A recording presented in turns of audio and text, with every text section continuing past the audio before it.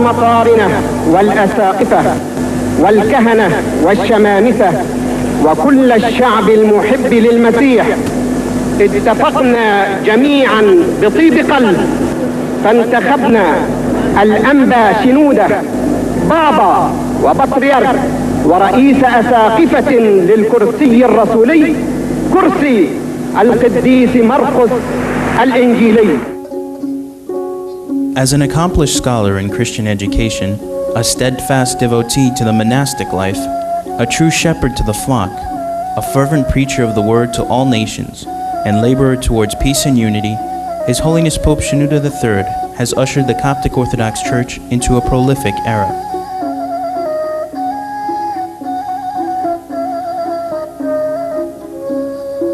A man of God his entire life, His Holiness Pope Shinoda III had a profound love for God and the Church from a very early age. By the age of 16, he was active in the Sunday school movement and later founded the youth meetings of the Coptic Orthodox Church. When His Holiness graduated from Cairo University, he joined the Coptic Orthodox Seminary and upon graduation joined the faculty of the seminary. In 1954, His Holiness chose the solitude of the Egyptian desert and the angelic life of monasticism over life in the world. As a monk and later a monk priest, Father Antonios El Soriani became a hermit and lived in a cave for a period of 6 years. In 1962, he was called by the late Pope Kyrillos VI to be consecrated Bishop of Christian Education and Dean of the Coptic Orthodox Theological Seminary. His deep spiritual and educational background has largely determined the direction of the present movements of Christian education. On November 14, 1971, after the departure of His Holiness Pope Kyrillos VI, His Grace Bishop Shinoda was consecrated as His Holiness Pope Shinoda III, 117th Pope of Alexandria and Patriarch of the See of St. Mark. A profound theologian, a gifted preacher, a talented author, and a spiritual father, His Holiness Pope Shinoda III is indeed a chosen vessel of our Lord.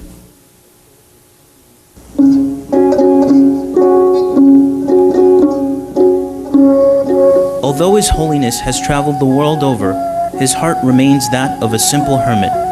His love for the ascetic life has been reflected in the monastic revival he has initiated over the last 30 years of his blessed papacy.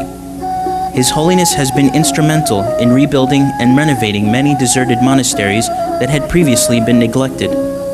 His papacy gave birth to 8 monasteries outside of Egypt, located on 4 continents: Africa, Australia, Europe, and North America.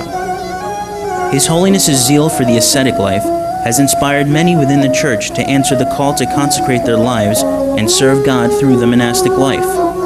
His Holiness has also given special attention to the ministry of women in the Coptic Church. Thousands of female servants teach catechism in Sunday school, youth meetings, and family meetings. There are also women that teach in the Coptic Institute and the Biblical Institute, not to mention the many women who serve in the fields of social work, medicine, and education. By establishing an order for deaconesses, His Holiness Pope Shinoda III has significantly enhanced the role of women within the Coptic Church. His Holiness commented on the importance of women in the Church, saying, "We want girls and women to give their lives to God to serve the Church. Lay people not only accept the special service of deaconesses and consecrated girls, but also respect it and need it."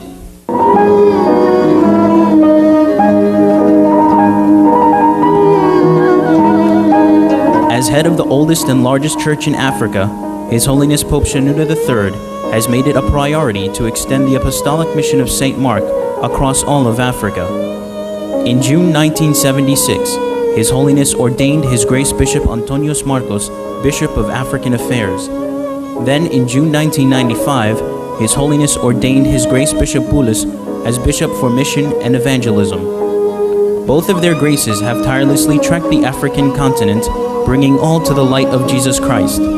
Their service has borne fruit in the form of thousands of converts to the Lord. And while the African missions have flourished under the guidance of His Holiness, His love for Christ has also brought great strides in introducing the gospel to South America, the Caribbean, and Europe. Blessed are the peacemakers, for they shall be called the sons of God. His Holiness is a peacemaker indeed, for his efforts towards unity and peace are not limited to Egypt, but have extended to the world at large. Pope Shinoda has met with various world leaders throughout the years in order to further peace and to construct what he refers to as bridges of love. On many occasions, His Holiness has spoken out advocating for the weak and called on all to act with a spirit of cooperation and unity.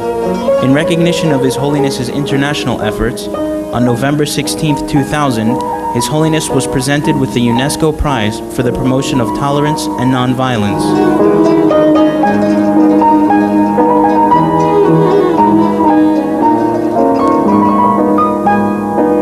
His Holiness is also well known for his deep commitment to Christian unity.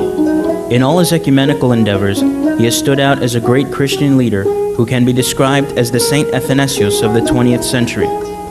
Over the past 30 years, His Holiness has invested tremendous time and effort to expand the role of the Coptic Orthodox Church in theological dialogues and participation in ecumenical bodies and conferences. His Holiness has emphasized that Christian unity must be founded upon a unity of faith and not upon a unity of jurisdiction.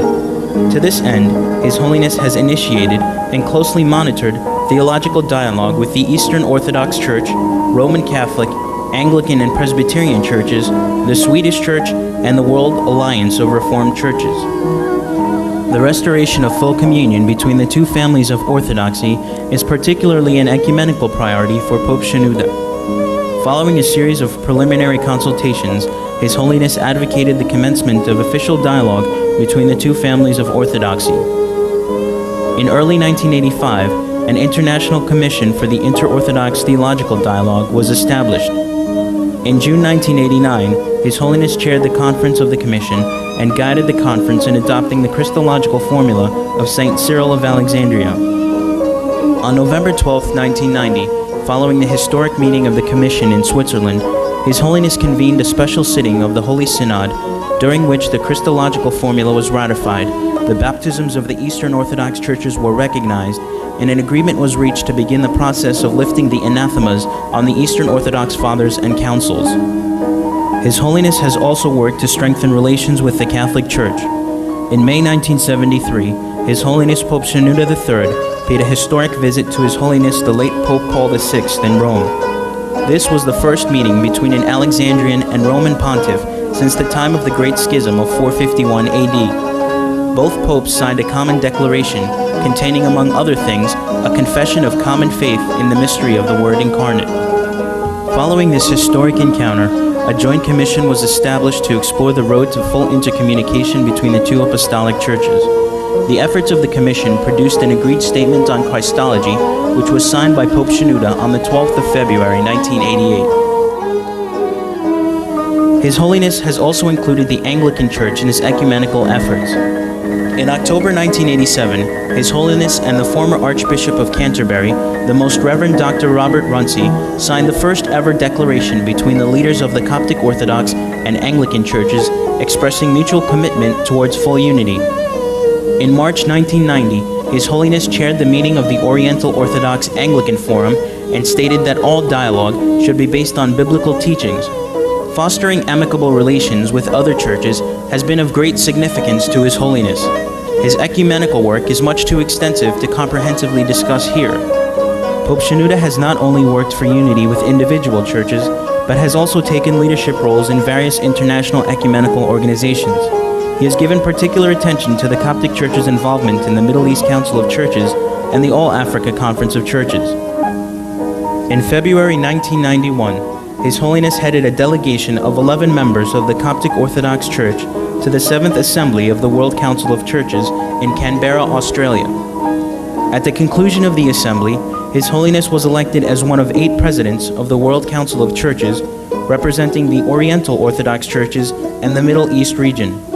In November 1994, His Holiness headed a delegation of 7 members to the Middle East Council of Churches at its assembly in Cyprus and was later elected one of the 4 presidents of the Middle East Council of Churches.